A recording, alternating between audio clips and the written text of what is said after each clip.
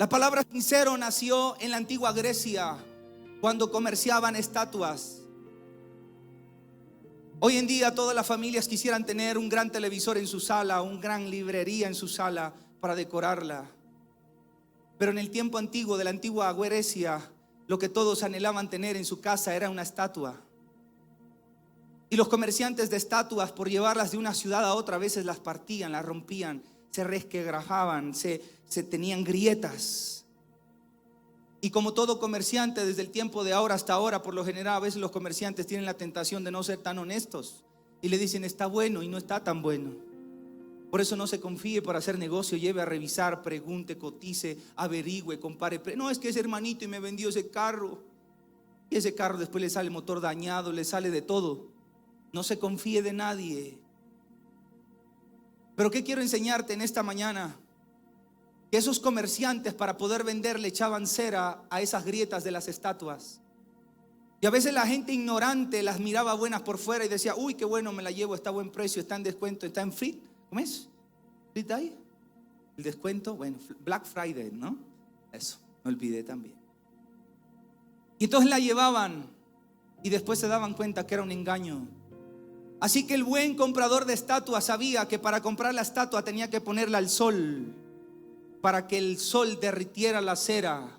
Y ahí nació la palabra, la cual es sin cera, sin nada oculto, sin nada tapado. Porque ser coherente significa reconocer. Si alguien ha estado fallando en su casa, en su mente, en su corazón, debe reconocerlo delante de Dios. Y si es sabio, delante de esa esposa, esposo, líder, de quien tengas que confesar y decir, yo necesito ayuda. Pero Judas permitió que ese pensamiento que vino a su corazón le llegara en su mente, le llegara a su corazón, y por tanto cambió su conducta. Y si hablamos de ejemplos de esto en la Biblia hay muchísimos. Por ejemplo, Eva recibió una instrucción clara de que el árbol del bien y del mal no se podía ni ver ni tocar y peor comer. Pero Satanás a través de una serpiente vino y le dijo a Eva, ¿cómo es eso que Dios te ha dicho que de ningún árbol puedes comer? Y Eva le dice, no es así, solamente del árbol del bien y del mal. Entonces la serpiente le dice, es que sabe Dios que cuando comas de ese árbol serás igual a él. Eva permitió que la serpiente pusiera una semilla en ese pensamiento. Y versículo más adelante la Biblia dice, y Eva vio que el árbol era atractivo para comer. Y cuando la Biblia habla de atractivo, está hablando de la parte emocional. Le pareció bonito, le pareció chévere, agradable, emocionalmente muy bueno.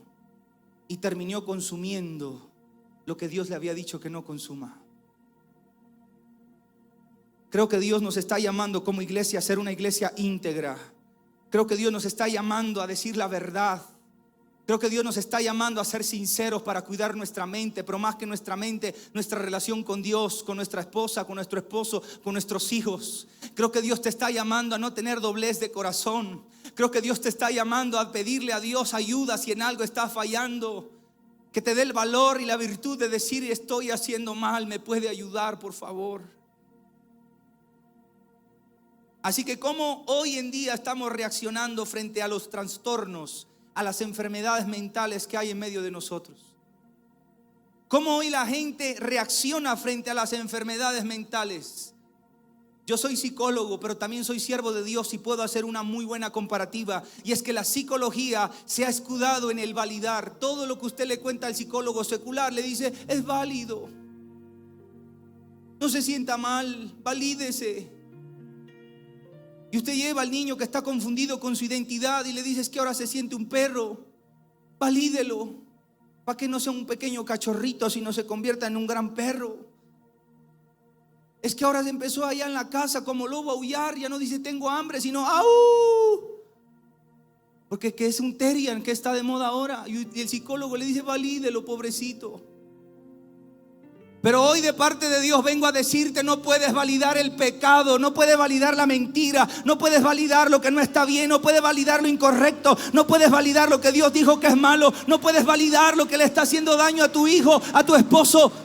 Tienes que hablar con la verdad. Y me encanta cuando tengo personas así, que tengo que hablarles. Porque mi ética profesional me lleva a no poner mi religión ante los valores éticos. Y le digo ante la psicología tal cosa. Y me dicen muchos, dejo pacientes que a veces atiendo, pero ¿usted qué opina? Le digo, ¿le gustaría que le dé mi opinión de verdad, personal? Sí. Y después ya no vuelven. Porque esperaban escuchar, tranquilo, siga ladrando. Tranquila, sígase besando con la misma de su género, tranquila. Hoy en día hay un libro que existe hace muchos años que demuestra y enseña los trastornos y las enfermedades mentales. La psicología le ha denominado el DSM-5. En inglés es el Manual de Diagnóstico de Enfermedades Mentales y lo podemos poner en pantalla. Este manual, que ha sido construido por científicos, por psicólogos, por neuropediatras, por gente profesional, ha tratado de definir qué está bien y qué está mal en el pensamiento, en la conducta y el comportamiento de los seres humanos. Para los que son estudiantes de psicología o los que somos profesionales en la salud y hacemos clínica, es uno de los manuales que hay que revisar constantemente, porque es ahí donde está descrito los trastornos, enfermedades, daños cerebrales que tienen las personas. Pero yo tengo que decir algo respecto a este libro, y es que este libro tiene conceptos humanos y no de Dios. Hace algunos años atrás, en este manual de diagnóstico que aprobaron científicos, psicólogos y todo aquel que trabaja en la ciencia de la salud, habían dicho que la homosexualidad era un trastorno mental. En el DSM-3, aproximadamente en los años 1950, el libro de diagnósticos y enfermedades mentales decía que la homosexualidad era una enfermedad mental. Pero desde entonces las protestas de las comunidades afines a esto, y desde entonces la presión social y algunos que otro estudio por ahí empezaron a decir entonces que ser homosexual ya no era una enfermedad mental. Y cuando yo hablo de esto, lo hablo con mucha claridad porque, como les vengo diciendo, hay gente que permite que conceptos humanos definan su comportamiento. Hay gente que permite que definiciones de la sociedad, del amigo, del primo, definan qué está bien y qué está mal. Yo quiero decirte, de parte de Dios, debes darle lugar a la palabra de Dios, porque la palabra de Dios es verdad. Dios no miente y lo que Él dice en su palabra es realidad. Y si hay alguien aquí que tiene problemas en su conducta, en su pensamiento o en su estructura mental, debes correr a Dios y aceptar la palabra del Señor. No permitas que las corrientes filosóficas, científicas afecten tu corazón. Ahora Dios no nos manda a rechazar personas que tengan problemas mentales o problemas de identidad o cualquier tipo de situaciones, pero tampoco nos manda la palabra de Dios a validar el pecado de estas personas. Me gustaría poner en pantalla la frase que verdad sin amor es violencia, pero amor sin verdad es engaño, pero la verdad dicha con amor es libertad. Si le puedes tomar una foto y enseñarle a alguien, por favor. La verdad sin amor es violencia. No se trata de que tú golpees a las personas, porque a esta iglesia también tienen que venir las personas que tienen problemas de identidad sexual, porque en esta iglesia no estamos los santos, los puros, los santificados, como dice la iglesia tradicional, los beatificados. Aquí no hay beatos, aquí hay seres humanos que tienen crisis, problemas. Así que cuando tú veas una persona con problemas de identidad o problemas mentales, no tienes que cerrarle la puerta, no tienes que torcerle la cara, pero tampoco debes admitirle su falsedad y su mentira. Debes tratarlo con amor, con cariño. Si un día entra ahí un Terian, usted lo va a abrazar y le va a decir: hermanito Terian, bienvenido. Porque aquí va a ser libre, aquí va a ser transformado, aquí va a ser renovado, aquí va a ser restaurado, pero no va a ser admitido con su mentira y su engaño. La palabra de Dios debe ser predicada como está escrita. Así que cuando hablamos de problemas de salud mental, tenemos que hablar que la gente hoy en día ha admitido, ha permitido, ha validado lo que Dios dice que no está bien. Y hablando de la cultura actual, es imposible no mencionarte lo que está pasando hoy en día con esto de los Terians. Si alguien no sabe de lo que estoy hablando, es la tendencia que empezó en Argentina de jóvenes que se creen animales y se ponen máscaras y empiezan a actuar como esos animales. Y es algo que está de moda. Y usted dice, pero qué bruto en la cabeza le va a caber eso. Pues déjeme decirle que hay jóvenes faltos de identidad que dicen, yo como que soy gato, hola, porque no me baño, solo me limpio así por encima. Yo como que soy perro. Y esto que parece un chiste es una realidad. Es una realidad. Si tenemos el video, me dan la señal cuando esté listo, por favor. Pero es importante que tú conozcas que estamos en un espacio, en un tiempo. En las últimas semanas, Eso, un vamos a término ver el ha video. inundado las tendencias de TikTok e Instagram, generando tanta curiosidad como debate: los Terians. Lejos de ser un simple disfraz o un juego de redes sociales, miles de jóvenes en todo el mundo aseguran identificarse espiritualmente como animales.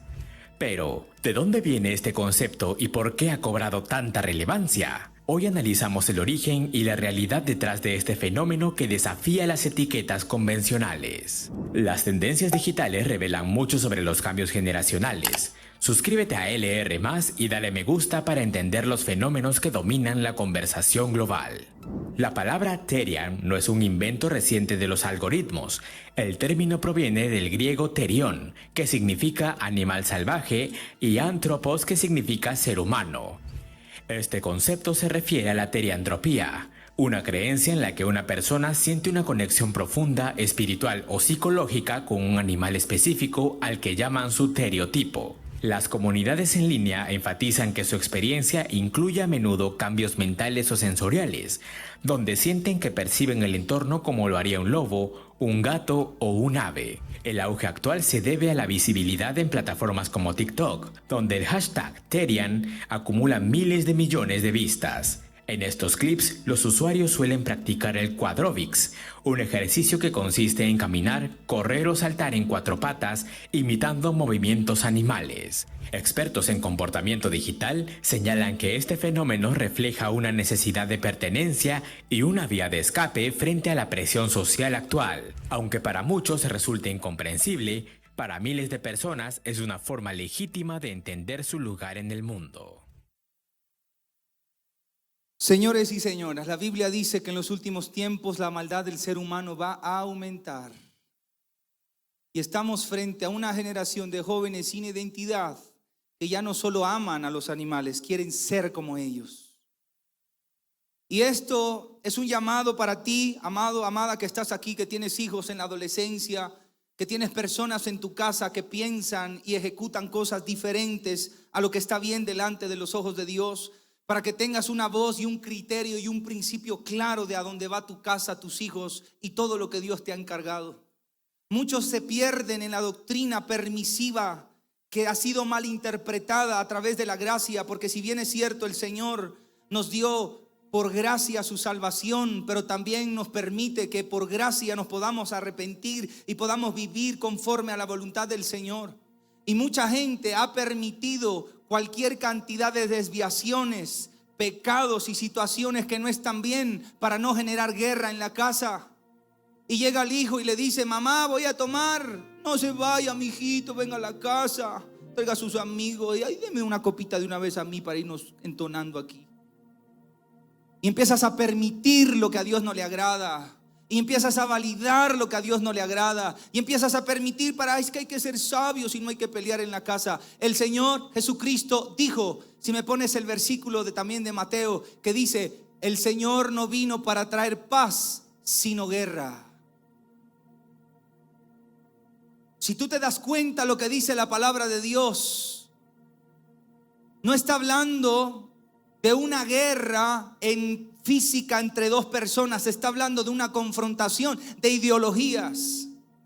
Porque el mensaje correcto es que el Señor Jesús vino a restaurar las familias, vino a restaurar los hogares, vino a restaurar los jóvenes, vino a traer transformación a las familias. Pero hay casos en los cuales tú tienes que tener una firmeza y decirle a ese hijo, a esa hija: lo que estás haciendo no está bien. Lo que estás tolerando en tu vida no está bien. Mamita, ¿puedo traer la novia? Sí, mijito, siga, ya les llevo comida a la camita. No puedes permitir lo que no está bien. Y si hay guerra, pues tienes que empezar. Si hay espada y si hay guerra en tu casa, pues tienes que doblar las rodillas y decirle: Señor, yo no voy a permitir lo que tú dices que no está bien. Por favor, transforma a este hijo. Por favor, transforma a este esposo. Pero yo voy a pararme firme en lo que tú me has dicho. Con convicción, con verdad, con bendición. Así que el primer pensamiento que yo quiero que usted sepa que hay en medio de los creyentes y de las personas, de los seres humanos, es el pensamiento que tiene trastorno, el trastorno del pensamiento. Ahora, ¿por qué hay trastornos de pensamiento en las personas? ¿En dónde se origina el trastorno del pensamiento? En corazones heridos, en personas que no tuvieron un padre, una madre, que sufrieron una violación, que sufrieron de abandono, que sufrieron de rechazo, que sufrieron de abuso, que tuvieron situaciones difíciles en la vida y nunca las trabajaron, nunca las hablaron, sino que las guardaron. Los trastornos psicológicos tienen varias raíces, pero la más fuerte es la que acabo de mencionar. Creo que Dios te está llamando no solo para tener una vida espiritual sana y bonita, sino para tener una mente restaurada. La Biblia dice que todo pensamiento que no obedece a la presencia de Dios, al criterio cristiano, debe ser llevado cautivo a la obediencia de Cristo. Creo que hoy tienes que pensar en lo que estás pensando. Hoy tienes que pensar en qué le has permitido cabida en tu mente. Hoy tienes que pensar qué pensamientos repetitivos han venido a ti que te están haciendo daño, y debes buscar ayuda de Dios. El segundo tipo de pensamiento que quiero compartir contigo es el pensamiento religioso. Y cuando hablo del pensamiento religioso, estoy hablando también del término técnico que es el pensamiento lógico. Y cuando hablo del pensamiento religioso, no hay mejor ejemplo que el pensamiento de los fariseos. Aquel pensamiento que se manifiesta a través de una mente cerrada. Aquel pensamiento que no admite el consejo, que no admite la experiencia, que no admite la realidad, sino que está encerrada, encapsulada en lo que un día le enseñaron, lo que un día aprendieron. ¿Cuántas personas que aprendieron de sus padres la idolatría, adorar una imagen, orarle a un santo, y usted le muestra la verdad de las escrituras, donde dice: no creerás, no harás la imagen de nada, ni del cielo ni de la tierra, y mucho menos la adorarás? Es el segundo mandamiento, más claro de ahí no se puede. Y la abuelita le dice: jamás, católica, apostólica y romana hasta la muerte. Y no aceptan la verdad escritural de la palabra porque hay un pensamiento lógico, religioso, que no puedo salir de lo que me han enseñado. Esa mente cerrada es la característica de aquellas personas que vienen aquí al culto de milagros y dice: eso ha de ser que los tumban allá adelante. Y esa tanta echadera de aceite, ni que fuéramos carro para que eche y eche aceite. Y no comprendes la verdad espiritual de lo que Dios hace detrás de cada actividad, detrás de cada cosa que el Espíritu Santo mueve a nuestros pastores a hacer.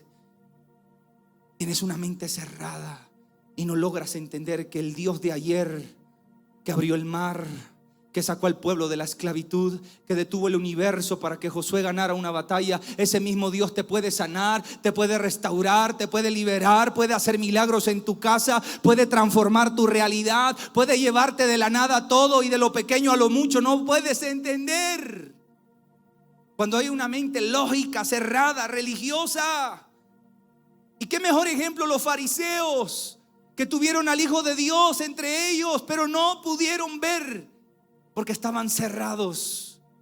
Ellos decían: ¿cómo es posible que el hijo del carpintero sea el Hijo de Dios? Está loco, este es un blasfemo, este es un hijo del diablo, este echa fuera a los demonios por Belcebú, el príncipe de los demonios. No lograron entender, por más milagros que miraron, porque miraron a Jesús alimentar a las multitudes, porque miraron a Jesús sanar a los enfermos, miraron a Jesús restaurar los hogares, miraron a Jesús levantar muertos. Pero había una mente tan cerrada que no les permitía ver la realidad. Y quizás usted dice, sí, la gente del mundo es religiosa. Aquí en la iglesia hay gente con el entendimiento entenebrecido, con una mentalidad religiosa que no le permite ver la realidad, que no puede creer la palabra de Dios, no la puede creer. Piensa que son fábulas, que son historias. Piensa que lo que la Biblia dice, hay un cuento de los hebreos, de los israelitas. No, la Biblia es la palabra de Dios y es verdad. La Biblia tiene una verdad eterna que no podemos negar, que debes creer como un niño pequeño. Para que tú seas sano del pensamiento religioso, tienes que aprender a ser como un niño pequeño.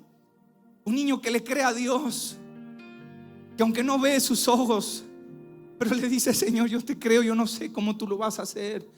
No hay lógica, no hay lógica. ¿Cómo? ¿Qué lógica hay en que alguien con cáncer de repente ya no tenga cáncer? ¿Qué lógica hay que alguien que era un borracho, que no tenía un futuro, se convierta en un hombre de Dios?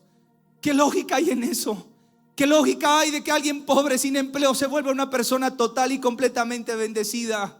No hay lógica. No hay un paso a paso, no hay un sistema para salir de la pobreza, de la droga. No.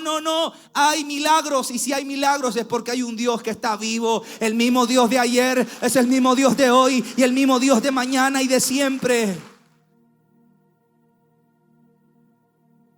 Mucha gente que asiste a la iglesia asiste con un pensamiento religioso. Y en lugar de ver lo que Dios hace, ve lo humano. Ay, esos hermanitos en la puerta. Ay, qué pedidera de plata. Ay, tanto aceite que en la cabeza se me daña el rubor, las pestañas. Ay, no. Y están tan concentrados en su lógica que cuando el pastor dice: los dormidos digan amén, dicen amén, porque está en todos lados menos en lo que tiene que estar. Concentrado, recibiendo, creyendo la palabra. Algunos con una mentalidad religiosa ven al ministro y no al que está detrás del ministro. Necesitas volverte como un niño. Admiro mucho eso de mi pastor Mario, que lo veo llorarle a Dios en la oración como un niño. Me encanta. Y a veces pega alaridos orando y me ministra. Porque no veo un hombre de 40 años, veo un niño llorándole a su papá. Cuando tú hables con Dios, habla como un niño pequeño. Y le dices: yo te creo, no veo nada de lo que tú me estás diciendo, Señor, pero te creo. Sales sano mentalmente. Si tú dices orar y sales en depresión, si tú dices que tienes una relación con Dios y tienes ansiedad, si tú dices que tienes a Dios y no puedes dormir en la noche y estás aquí preocupado por plata, por cosas, te quiero decir, tienes una mente religiosa. Porque la fe es el resultado de creerle a Dios. Lo que digas, como diga, con plata, sin plata, con salud, sin salud, como sea. Amada iglesia, si hay alguien aquí que dice: yo, hermano, reconozco, tengo un pensamiento religioso, y ese pensamiento religioso detiene el mover de Dios, porque las cosas espirituales no se las puede entender. Explíqueme usted qué es eso de hablar en lenguas con lógica. Usted dice: pero eso que hablan allá como borrachos, porque eso decían en Hechos 2 cuando hablaban dice: eso se han embriagado y eran las 9 de la mañana.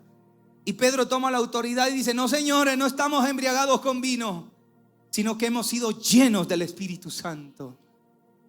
Dale ese aplauso al Señor en esta mañana. Vida Nueva Internacional no fue llamada a ser una iglesia religiosa. Esta casa no fue llamada a ser una iglesia de liturgias aburridas. Esta casa fue llamada a ver la gloria de Dios, sanidades, milagros, liberaciones, transformaciones de vida que no alcanza a entender la mente religiosa. No alcanza. Los religiosos se van por la misma puerta porque dicen: esa ministradera y esa habladera en otra lengua y esa echadera de aceite, mejor que se vayan, para que lleguen los que le creen a Dios como un niño pequeño. Los que le dicen a Dios: yo te creo, papá. Esta no es una iglesia religiosa, esta es una iglesia que ama a Dios y lo que Él quiere hacer con nosotros. Así que una mente religiosa, número 1, tiene una mente cerrada. Número 2, una mente religiosa tiene un corazón endurecido. Un corazón, una mente cerrada produce un corazón duro. Se pierde la compasión, se pierde la sensibilidad, se pierde el amor. Como los fariseos, no les importaba la gente a los fariseos, les importaban las normas. Y los religiosos dicen, ya son las 12, ya está pasado ese hermanito Felipe. Porque quiere la norma. Pierde la compasión, no dice qué lindo, hay alguien que está siendo ministrado allá adelante. Los miércoles por lo general, que a veces se pasa un poquito el horario. La persona que no es religiosa dice, gloria a Dios, el Espíritu Santo nos tocó, y se alargó un poco más la reunión. El religioso dice, otra vez van a pedir, otra vez se pasaron, qué desorden. Hay un corazón endurecido. Viene solo para alimentarse, perdió la compasión por otro, no invita a nadie, no le habla a nadie de Jesús, porque no le importa a las otras personas, le importa su apariencia religiosa, que digan, ay, yo sí soy cristiano. Pero cuando le crees al Señor, tienes un corazón sensible. Ahora el 13 de marzo hay una fiesta linda, la fiesta del amigo, empieza el plan Vida Abundante. Qué lindo que tú digas, voy a llevar a alguien a la casa de Dios. Mientras Dios salva a los de mi casa, voy a llevar a la del trabajo, voy a llevar a mi compañero, mi amigo, el del gimnasio, lo voy a llevar para que reciba a Jesús. Si quieres una evaluación para saber si tienes un pensamiento religioso, debes evaluar qué tan sensible eres a la presencia de Dios, qué tan sensible eres a la necesidad de otras personas. Número 3, quiero hablarte del pensamiento experiencial. Y perdón que haga este anuncio que no tiene que ver con la palabra, pero ya mire la hora, y es que a la 1 de la tarde cierran el parqueadero. Te lo digo así bajo la unción para que usted vaya orando mientras va y vuelve, porque si no le dejan su carro encerrado. A la 1 lo cierran así para que usted pueda. Creo que hasta eso vamos a terminar. Cierro paréntesis. Número 3, pensamiento experiencial. Y cuando hablamos del pensamiento experiencial, tengo que hablar de Tomás. Ahí sale juicioso el Tomás, riéndose como un niño bueno. Pero ahí donde lo ve Tomás dijo, hasta no ver, no creer. Si no me muestra las manos, que fue usted el que fue ahí, el que estaba colgado, yo no le creo. ¿Cómo es eso que estaba muerto y ahorita que está aquí predicando? No, eso a mí, ese cuento no me lo eche, écheselo a otro. Y Jesús conocía el pensamiento de Tomás y le dijo, Tomás, mira, soy yo. Yo di mi vida por ti en la cruz del Calvario. Aquí estoy. Vine por ti, vine para que me creas. Y suena hasta bonito el ver para creer, pero yo quiero decirte algo. El pensamiento experiencial es peligroso porque es un pensamiento sensacionalista. Es un pensamiento del que dice, si se siente bonito, entonces voy. Si está bonito el matrimonio, entonces sigo. El pensamiento experiencial dice, ay, si se siente bonita la presencia de Dios, me quedo, si no me voy. Si en la oración siento, entonces creo, y si no siento, entonces me pongo en crisis. El pensamiento experiencial hace que tengas una fe endeble. El pensamiento experiencial te lleva a menospreciar los procesos de Dios, porque a veces Dios hace silencio para ver qué hay en tu corazón. A veces Dios te permite pasar por procesos, por crisis, por desiertos, para ver qué tú haces. A veces Dios permite que no haya un peso en tu bolsillo para ver si sigues creyendo. Porque qué lindo seguir a Dios con todas las bendiciones, claro, belleza. Pero cuando no hay, cuando estás orando y no sucede, cuando vienes y no sientes nada, cuando te arrodillas y te duermes. Pero la Biblia dice que el que se acerca a Dios debe creer. No dice debe sentir que le hay, dice debe creer que le hay. Y que es galardonador de aquellos que lo buscan. Yo quiero decirte, sigue adelante, aunque no veas, aunque no sientas, aunque si no sienta, no perciba, sigue adelante, sigue haciendo el bien, porque a tu debido tiempo recibirás recompensa. Sigue perseverando en la fe, sigue sirviendo a Dios, sigue ofrendando, sigue diezmando, sigue predicando la palabra, sigue instruyendo a tus hijos en el camino de Dios, que aunque no lo veas, Dios está haciendo cosas grandes. Así que Tomás, si ponemos la imagen nuevamente, tuvo número 1, una fe endeble, una fe condicionada. que solo dependía de las experiencias, pero también el pensamiento experiencial es caracterizado por un amor frágil. Como vengo diciendo, amo mientras es bonito, sirvo mientras todo fluye, avanzo mientras todo funciona, pero cuando llegan las malas experiencias, el amor se enfría, la fe se acaba. Qué lindo es poder decirle al Señor en las buenas y en las malas, Señor, con plata y sin plata, con salud o con enfermedad, como sea, Señor, yo sigo contigo. Cuando hay un pensamiento experiencial, el compromiso se rompe. No basta solamente por la experiencia, debes tener convicciones claras en tu corazón. Lo contrario a una experiencia es una convicción. ¿Qué es una convicción? Lo hago así no lo sienta. Sigo siendo un buen padre, así no vea. Sigo siendo un buen siervo, así no vea. Porque tengo una convicción clara. Esas personas tienen sanidad mental cuando no te dejas llevar por las experiencias, sino por las convicciones. Y quiero terminar hablando del último pensamiento que quiero compartir con ustedes, que es el pensamiento maduro. O el pensamiento, la palabra técnica es el pensamiento integrado. Y creo que no hay nadie más que pueda representar mejor este tipo de pensamiento que mi Señor Jesús.